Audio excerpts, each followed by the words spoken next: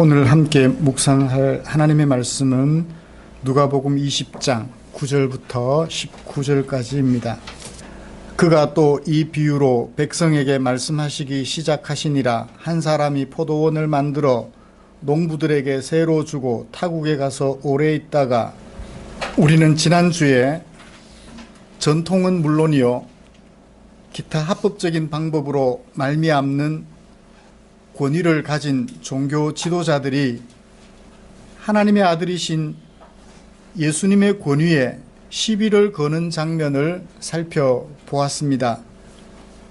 그들은 자신들이 가진 권위의 참된 출처가 전통밖에 없는 줄 알았죠. 그리고 더 나아가서 그들은 자신들의 권위를 남용하기까지 하였습니다. 그러면서 예수님에게 당신의 권위는 어디로부터 왔습니까? 우리의 권위는 전통이라는 분명한 합법적인 틀이 있는데 당신의 권위는 어디로부터입니까? 라고 생각하고 도전하게 되었던 것을 보았습니다. 사랑하는 성도 여러분, 지난 한 주간 동안 생활하시면서 나에게 있는 권위의 출처를 마음속 깊이 새겨 보셨나요? 그리고 그 권위를 남용하지 않고 그 권위를 주신 하나님의 존재를 의식하면서 생활하셨나요? 변함없이 하나님의 백성의 권위가 얼마나 큰지 알고 그 권위를 하나님의 뜻을 조차 사용하는 하나님의 진실된 백성으로 살아가고자 하는 우리를 위하여서 하나님께서는 오늘 누가복음 20장 9절부터 19절까지 말씀을 주셨습니다. 먼저 본문이 어떻게 구성되어 있는지 살펴보고 설교 방향을 찾아보았으면 합니다. 9절은 도입 문단입니다. 예수님께서 또 어떤 백성들에게 들려주신 비유의 말씀이다 라고 얘기하면서 도입을 시작했습니다. 그리고 9절 하반절부터 16절까지는 사건 형태로 구성된 예수님의 비유의 말씀을 기록하고 있지요. 그리고 17절부터 18절까지는 그 비유의 말씀에 대한 예수님의 결론을 얘기하시면서 19절에는 9절부터 18절까지의 결론인 동시에 20절 이하 말씀의 출발점이 되기도 하는 내용으로서 예수님의 비유의 말씀을 들었던 대제사장들이 보여준 반응을 기록하고 있습니다. 19절에 보면 이 비유는 자기들을 가리켜 말씀하심인 줄 알고 잡고자 하며 두려워하더라. 이 비유의 말씀, 어떤 말씀? 9절부터 18절까지 말씀. 그 말씀을 듣고 대제사장들이 두려워하며 예수님을 잡고자 하더라. 그래서 이 비유의 결론이기도 하고 20절 이하 말씀의 출발이 되기도 하는 19절 말씀의 의미를 역할을 살펴볼 수 있었습니다. 이런 말씀을 가지고 오늘은 간략간략하게 세 가지 정도로 살펴보려고 합니다. 하나는 이 세상에 있는 권위의 출처가 어디인가 하는 것과, 두 번째는 주인의 권위를 인정하지 않고 살아가는 농부들의 모습, 비유 속에 등장하는 농부들의 모습을 살펴보고 싶고요.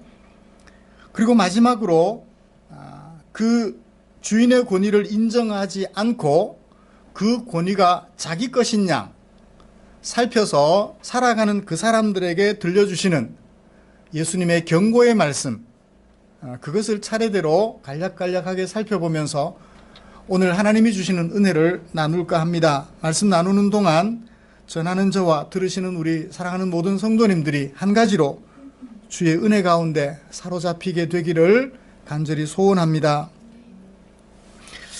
예수님의 비유의 말씀은 따로 제가 설명을 드리지 않아도 짐작이 될 것입니다. 여기 참된 권위, 근본적 권위를 가진 자가 있고 이 비유에서 그 권위를 위탁받은 자들이 있음을 알게 됩니다. 참된 권위는 누구죠? 이 비유에서 포도원을 만든 주인이에요. 그 주인이 자신의 권한을 농부들을 불러서 그들에게 맡겨주십니다. 이 포도원을 주인이 경작해야 되는데 멀리 타국에 가 있는 동안 농부들에게 그 경작 권한과 권위를 농부들에게 이양해 주는데요. 그 농부들이 주인의 권위를 인정하는 것은 무엇으로 드러나나요? 때가 되어 세를 드리는 것으로 그 권위를 인정하는 것처럼 확인을 하게 됩니다. 그러므로 농부들이 가진 권위의 최종 출처, 가장 근본적인 출처는 어디인가요? 포도원 만든 주인이지요. 그 주인으로부터 권위를 위탁받아서 권위를 행사하며 때가 되면 나의 권위는 내 것이 아니라 주인의 것임을 밝히는 뜻으로 일정한 세를 바치게 되어 있습니다. 그러므로 오늘 이 비유에서 권위의 출처는 포도원을 만들고 경작권을 위탁한 주인으로 볼 수 있는데요. 이 세상에는 참 많은 권위들이 있습니다. 그 권위들의 가장 근본적인 출처는 어디라고 볼 수 있을까요? 적어도 예수를 믿는 우리 하나님의 백성들이라면 그 모든 권위의 출처는 하나님이심을 미루어 짐작할 수 있습니다. 이 세상의 전통이 아니라 하나님이라는 사실을 말입니다.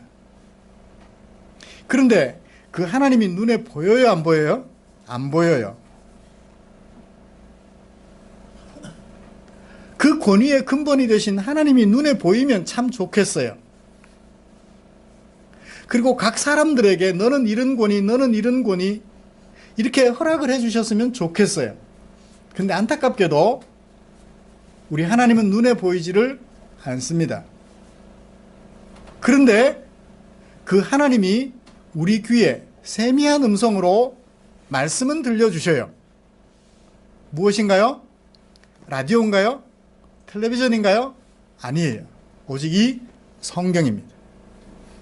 이 성경을 통하여 당신이 우리들에게 어떤 권위를 어떻게 위탁해 주셨는지를 자세하게 일러주시지요. 이 모든 우주 만물, 피조물들의 주인은 그 피조물들을 만드신 하나님이심을 우리에게 분명하게 밝히며 이 피조물들을 각양각색의 모습으로 다스리며 정복하여 살아가도록 우리에게 권위를 위탁해 주신 분이 하나님이심을 분명하게 성경은 제시해 주고 있습니다. 우리에게 이 기능을 맡겨 주셨죠. 이 역할을 맡겨 주셨던 것입니다. 그러므로 우리들의 모든 사람들이 가지고 있는 권위는 그 출처가 하나님이심을 분명하게 알았으면 합니다. 근데 그런 권위를 구체적으로 눈에 보이지 않다 보니까 또 하나님을 인정하지 않는 사람들도 있는 이 세상 속에서는 어떻게 인정이 될까요? 민주주의라고 말하는 사회에서는 선거라는 것을 통해서 권위를 위탁해 줍니다. 그 권위의 주인들이 그 권위를 어떤 특정한 사람들에게 위탁을 해줘요. 어떤 경우에는 스스로 권위자가 되기도 합니다. 어떤 사람들요? 돈을 가지고 있어서 재화를 가지고 있어서 기업을 경영하고자 하면 그는 스스로 그 재화가 가지고 있는 권위 때문에 권위자가 되어져요. 어떤 권위자죠? 경영자라는 권위자가 됩니다. 그러면 그 경영자가 재화를 상대방에게 제공하면서 조건부로 그를 채용하여 그와 함께 큰 일을 감당해가는 역할을 하지요. 이렇듯 스스로 권위를 가지기도 하고 또 중요한 경우에는 그 권위를 위탁하여 특정 사람들에게 맡겨주고 그로 하여금 그 권위를 행사하도록 해주고 있습니다.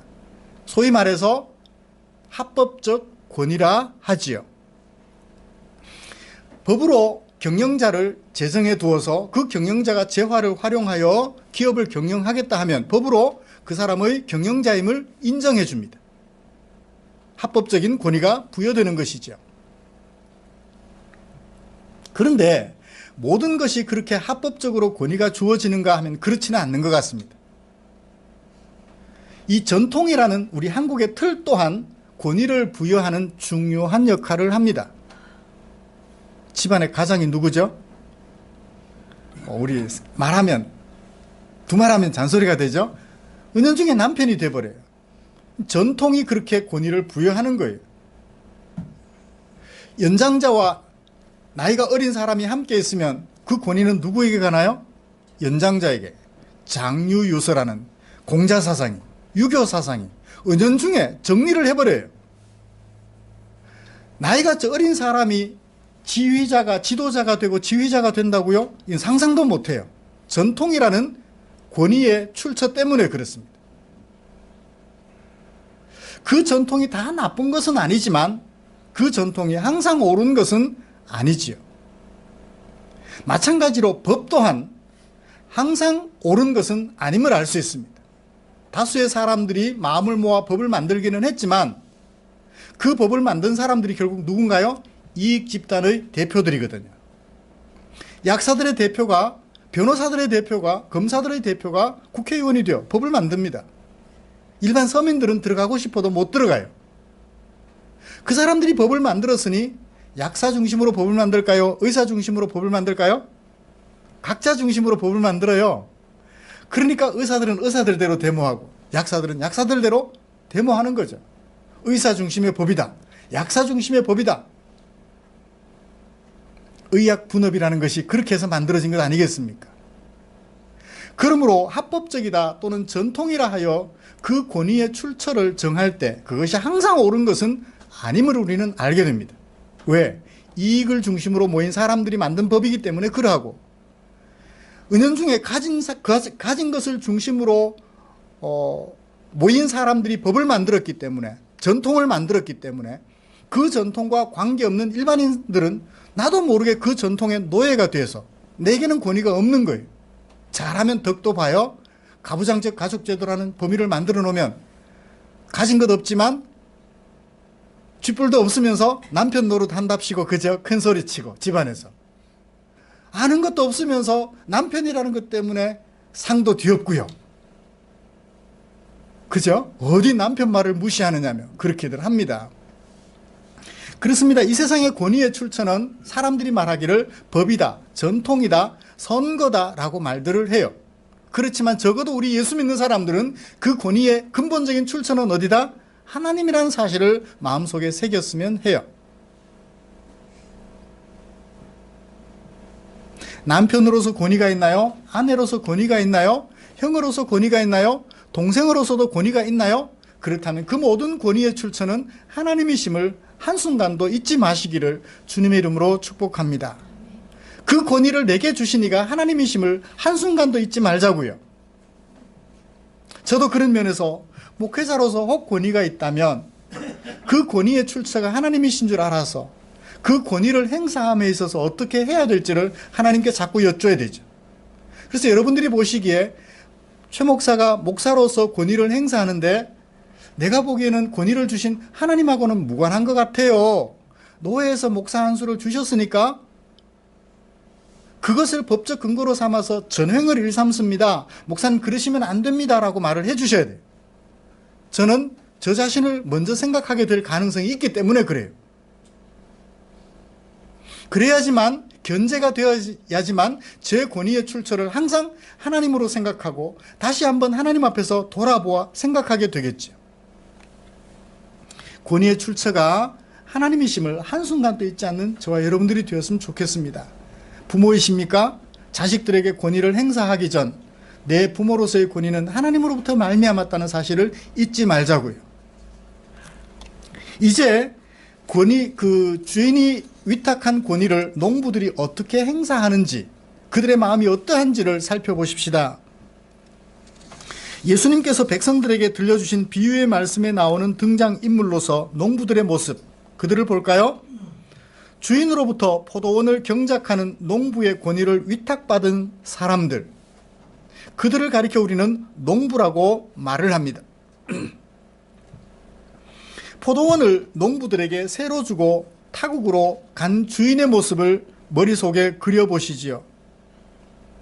진정 농부들이 그 포도원의 주인을 주인으로 인정하고 자신들에게 주어진 그 권위가, 최종적 출처가 주인임을 아는지 보시자고요.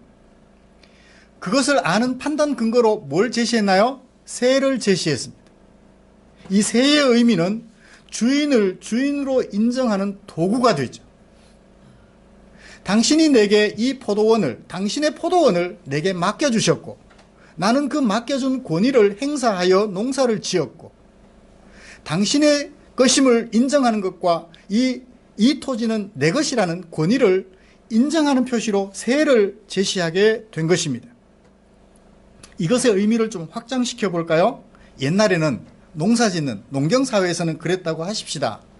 점점 농경사회가 국가 중심의 사회로 바뀌게 됩니다. 제국주의가 형성이 되죠. 제국의 대표는 누군가요? 황제예요. 조그만 나라의 대표는 왕이라고 한다면, 옛날 왕정시대로 돌아갔을 때 제국의 주인은 아마 황제일 것입니다. 이 황제가 그 넓은 땅을 다스리기 위해서는 무엇을 파송하나요? 영주들을 파송합니다. 지역별 영주들을 파송해서 그 영주들로 하여금 다스리게 하죠. 영주의 말은 곧 누구의 말? 황제의 말인 것처럼 그렇게 인식되도록 영주를 파송하고 또는 총독을 파송하여 다스립니다. 그 권위 여부를 인정하는지, 그 권위를 인정하는지 여부를 확인하기 위하여 뭘 황제에게 바쳐요? 세금을 바칩니다. 우리나라도 그렇죠. 지역별로 우리는 조선의 백성들입니다 라는 표시로 지역별 뭘 만들어서, 뭘 준비해서, 특산품을 준비해서 왕실에다가 바치지요. 우리 포항에서는 옛날에 뭘 바쳤을까요? 뭐 전라도 같으면 조기, 영광 굴비. 경상도에서는 뭘 올렸을까요? 제주도에서는 뭘 올렸을까요? 제주 옥돔? 포항에서는 오징어, 생선육. 그랬을 것 같기도 해요. 강원도는 물곰인가요? 옥수수. 감자. 예, 그렇습니다. 각종 특산품을 올려서 우리가 왕의 지배를 받고 있으면 왕의 통치를 받는 백성들입니다라는 표시를 나타내죠. 그 외에도 인두세라든지 개인별, 요즘 같은 우리 주민세, 이런 것을 내서 표시를 할 것입니다.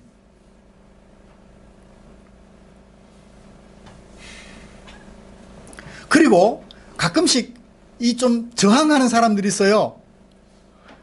왕의 백성이긴 한데 그 권위를 제대로 인정하지 못하겠습니다 하는 경우에는 어떻게 해요?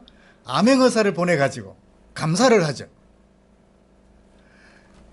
권위가 위탁받은 권위임을 확인하기 위해서 그렇게 했었던 것입니다. 오늘날에는요, 선거라는 것을 통해서 내가 가진 권위를 한 사람에게 몰아줘요. 이게 이제 선출직 공무원이라 그러나요? 선출직 공무원, 시험을 쳐서 채용하는 공무원 등 여러 가지 모양으로 있는 것을 봅니다. 선출직 공무원이 시험을 통해서 채용직 공무원을 채용하고, 그렇게 해서 국가라는 체제를 경영하기도 하지요. 자, 이렇게 포도원 경작의 권위를 위탁받은 농부들은 어떻게 했을까요? 혼자서 그 넓은 포도원을 농사 지을 수 있나요? 없어요. 1단계, 2단계 하청을 줍니다. 오늘 밭 가는 것은 누가 하십시오. 씨 뿌리는 것은 누가 하십시오. 밭 매는 것은, 김 매는 것은 누가 하십시오. 업체를 선택하여 위탁을 줍니다. 경작이라는 것을 해요, 소위. 그렇게 경작을 수년간 했습니다. 이제 때가 되었어요. 주인이 종을 보내서 과연 그 농부가 세를 바쳐 내가 주인임을 인정하고 있는지 확인하려고 했습니다. 그런데 그 농부가 어떻게 하나요? 새 주기를 거절합니다. 몇 번? 첫 번째 종 보냈을 때, 두 번째 종 보냈을 때, 다시 종들을 보냈을 때 모두 다 그 종들을 나중에는 죽여 없애버림으로, 아니야, 이 땅은 내 땅이야 라는 것을 주인 앞에 항변을 해요. 그건 당신 것이 아닙니다, 내 것입니다 라고 주장을 하기 시작합니다. 마지막으로 주인이 농부에게 기회를 제공합니다. 내 상속자인 아들을 보내면 저들이 내가 간 줄 알고 아마 새를 주겠지 기대하는 마음으로 아들을 보냅니다. 그런데 그 농부들은 어떻게 하나요? 아들조차 죽여버림으로써 그 포도원을 만들고 자신들에게 경작하도록 위탁해준 주인의 마음을 묵살해버리고 자신들이 주인 행세를 해요. 그 권위에 주인 행세를 하고 있다는 것입니다. 이런 농부들의 행위의 문제점은 두 가지로 짚어볼 수 있습니다. 그 첫 번째는 포도원 경작의 권위를 준 주인의 권위를 무시하는 것이죠. 그 다음에는요, 상속자인 아들을 없애고 스스로 주인 행세를 하는 거예요. 혹시 주인의 권위를 무시하고 다른 사람에게 주인의 권위를 줬으면 모르겠어요. 이제 주인의 권위를 무시하고 나니까, 종들을 없애버려서 무시하고 나니까 좀 겁이 나요? 그럼 다른 사람을 대신 주인으로 세우고 당신이 책임지시오 하는 것이 아니라 자기 스스로 주인이 되려고 나서버린 거예요. 그래요, 이 농부의 문제점은 두 가지입니다. 주인의 권위를 무시하는 것, 그리고 스스로 주인 행세를 하려 한 것이죠. 권위의 출처가 주인임을 까마득히 잊어버린 거예요. 아니, 잊어버린 것이 아니라 의도적으로 거부하고 있는 것을 보게 됩니다. 여러분, 오늘날에는 어떤가요? 이 세상에는 모든 경우에 권위가 생겨나는 것 같아요. 작든 크든. 여러분, 대한민국 대통령의 권위가 셀까요? 미국 대통령의 권위가 셀까요? 그죠? 대한민국 대통령은 미국 대통령의 눈치를 봐야 돼요. 누가 당선됐다 그러면 뭐 줄을 대고 난리예요. 그죠?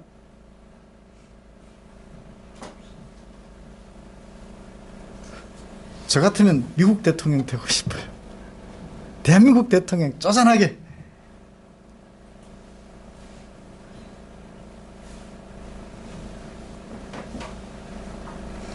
크면 클수록 그 권위의 주인이 하나님이신 줄 알아야 되는데, 안타깝게도 농부들과 같아서, 여기 오늘 비유에 등장한 농부들과 같아서 주인 대신 그 주인의 권위를 무시하고 스스로 주인이 되어 그 권위를 행세하려고 하더라는 것입니다. 남편으로서 권위 부인들이 인정해 주시나요? 좋습니다. 남편으로서의 권위가 하나님에게로부터 온 것임을 인정하시나요? 그렇지 않다면 남편의 권위는 내려놓아야 할 권위, 자기 것도 아닌 것을 가지고 자기 것인 양 호령하기 때문입니다. 어떤 집에는 아내가 권위를 행세합니다. 그런 경우에는 아내가 내 권위의 출처가 하나님이심을 기억하시나요? 그렇지 않다면 그 아내의 권위는 어디서 나왔나요? 하나님에게서 나왔음을 잊어버린다면 그는 스스로 권위자가 되는 거예요. 무엇을 근거로? 남편보다 월급이 많다는 근거로. 남편보다 자식들에게 사랑받는다는 것을 근거로, 존경받는다는 것을 근거로.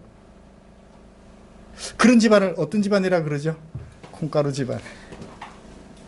권위의 출처가 하나님이심을 한순간이라도 잊어버리면 그 집안은 말 그대로 콩가루 집안이 돼요.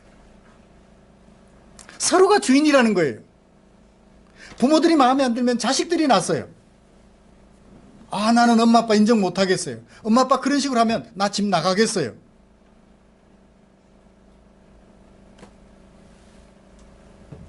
선거를 통해서 얻은 권위는 백성들이 위탁해 준 권위인데, 백성들을 주인으로 알아야 되는데, 거기는 하나님이 없으니까, 그죠? 민주주의라는 게 그렇잖아요. 민이 주인이라는 거예요. 민주주의의 반대는 뭘까요? 독재주의예요. 민이 주인이 아니라 한 사람이 주인이에요. 내 나라라는 거예요. 민주주의의 반대는 독재입니다. 다른 게 없습니다. 백성이 주인이 되는 나라는 선거를 통해서 대통령을 뽑고 그 대통령에게 주인으로서의 권세를 위탁해줘요. 우리의 권세를 당신에게 위탁해주니 당신이 우리를 주인으로 알아서 그 권위를 가지고 잘 활용하여 우리를 행복하게 해주십시오. 그러면 그 권위를 위탁받은 사람은 권위를 규모 있게 잘 활용하고, 그러면 백성들은 지도자가 행사하는 그 권위에 따라서 자기 역할을 분담해요. 경부고속도로 만드나요? 내가 죽더라도 그 도로를 만들어 국민을 편케하는 일에 자기 목숨 바치는 거예요. 어제도 경부고속도로를 좀 달 일이 있어서 추풍형 휴게소를 지나는데 고속도로 건설하면서 죽어나간 사람들 위령탑을 물끄러미 쳐다보면서 혼자 생각했어요. 대통령이 지휘를 잘했기도 하겠지만 자기 목숨 아끼지 않고 불철주야 일했던 저 사람들의 수고가 있었기에 이 도로가 만들어졌고 나는 이 도로를 오늘 편케 이용하고 있구나라는 생각을 하면서 그 사람들에게, 위령탑 속에 새겨진 그 사람들에게 고개가 숙여지는 그런 경험을 하고 돌아왔습니다. 그래요. 권위를 가지는 순간 그 권위가 자기 것인 것처럼 착각하는 것이 오늘 대다수인 것 같아요.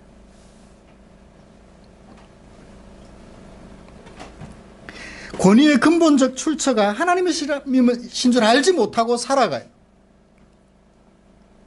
안타까운 현실입니다. 자, 이제 주인의 권위를 인정하지 않는 자들에게 들려주신 예수님의 경고, 그리고 그들의 반응을 살펴보면서 말씀을 마무리하려고 합니다.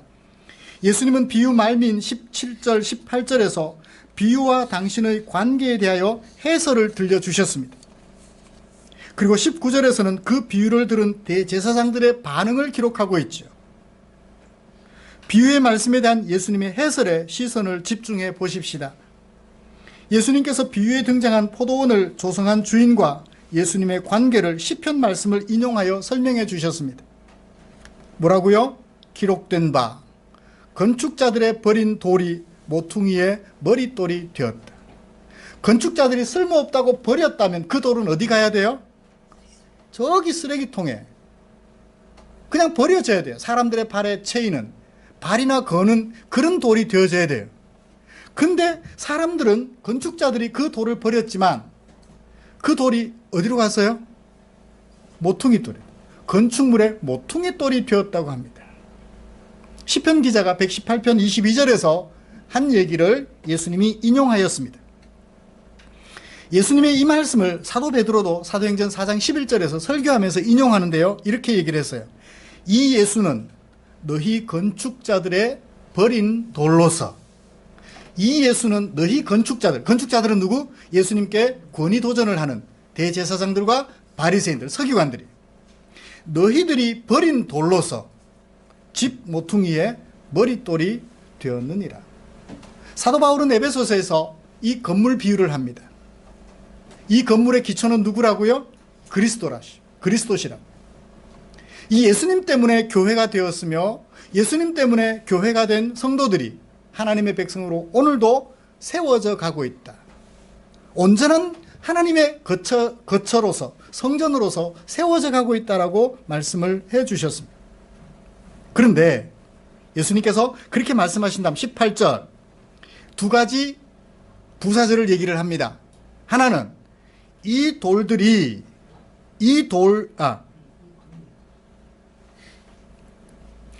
어떤 사람이, 첫 번째 18절 상반절, 어떤 사람이 이 돌 위에 떨어지면, 어떤 사람이 이 돌 위에 떨어지면 그 사람은 어떻게 돼요?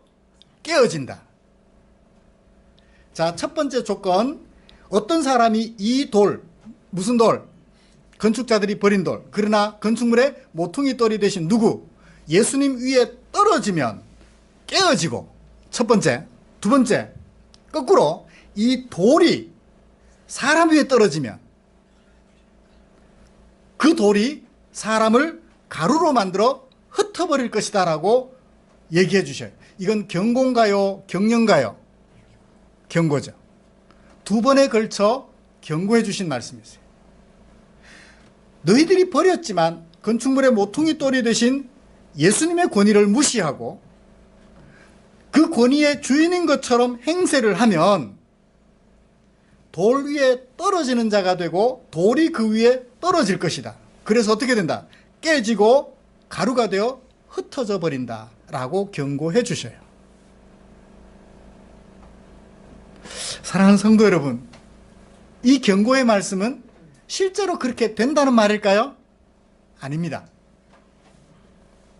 말 그대로 경고예요. 그렇게 되지 말라는 얘기예요. 바리새인과 대제사장들을 찾아와서 권위 도전하는 그들에게 제발 그렇게 되지 말라고 경고해 주시는 말씀이세요. 실제로 그렇게 된다라는 얘기로 보면 글을 잘 이해 못하시는 예가 되는 거예요. 그래요. 이 예수님의 경고를 마음에 새겨 내 권위의 출처는 하나님이심을 기억하여 권위를 행사하시되 세를 바침으로 하나님이 나의 주인이심을 인정하는, 누구처럼? 농부처럼 하나님이심을 인정하는, 그래서 주인 되신 하나님의 뜻을 따라서 그 권위를 잘 행사하여 가루가 되어 흩어지기보다는 주변 사람들을 아름다운 공동체로 어우러져서 아름다운 공동체로 만들어가는 저와 여러분들 되시기를 주님의 이름으로 축복합니다. 기도하겠습니다. 좋으신 하나님 감사합니다. 예수님께서 오늘 우리 그리스도인들에게 하나님의 마음을 전달해 주시려고 그 당시 백성들과 대제사장들에게 전해주셨던 그 말씀을 기록으로 남겨주시고 읽어보게 하셨습니다. 설교로 듣게 하셨습니다. 고맙습니다. 우리 주님께서 들려주셨던 이 말씀을 마음속 깊이 새겨서 내게 있는 그 권위가 작든 크든 그 권위의 출처가 하나님이신 줄 알아서 하나님의 뜻을 좇아 그 권위를 잘 행사함으로 가루가 되어 흩어져 버리는 사람이 아니라 내가 속한 공동체를 하나님의 백성 공동체로 예수님이 기초가 되어지는 아름다운 교회 공동체로 세워가는 소중한 당신의 종들이 되게 하여 주시옵소서. 언제나 우리를 사랑해 주셔서 귀한 말씀 주신 하나님께 감사드리며 예수님의 이름으로 기도드리옵나이다. 아멘.